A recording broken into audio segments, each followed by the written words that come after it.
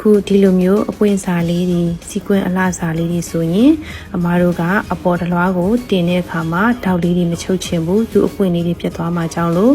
တသားလေးပဲဖြစ်အောင်ယူခြင်းနဲ့ဆိုရင်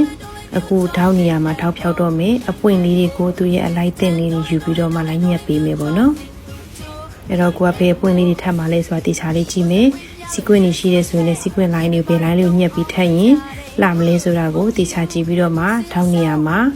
ရှင်ထိတ်ထိခွဲပြီးတော့မှညက်ပြီးတော့အခုလိုလေးထပ်ကြည့်ပါမယ်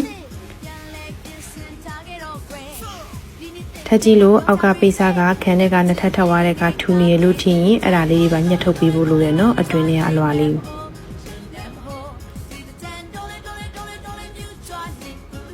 ညက်ထုတ်ပြီးတော့မှသူ့ရဲ့အပွင့်ရာလေးတိုင်းတိချာလေးထပ်ပေးမယ်ပြီးရင်လက်ချုပ်လေးလိုက်မယ်ဆိုလို့ရှိရင်လုံးဝမတိတာပါဘူးဇာကတသားလေးပဲဖြစ်သွားပါတယ်ဒီနေရာမှာဖြတ်ပြီးဒီလိုထပ်ပြီးဆက်ထားတယ်ဆိုတာလုံးဝမမြင်ရပါဘူးเนาะအဲ့တော့ဒီလိုလေးဆိုအင်ကြီးလေးကကြော့ရှင်းပြီးတော့ထွက်လာတယ်လုံးဝစာမှာတောက်ချုပ်ထားခြင်းမရှိဘူးတောက်တွေမ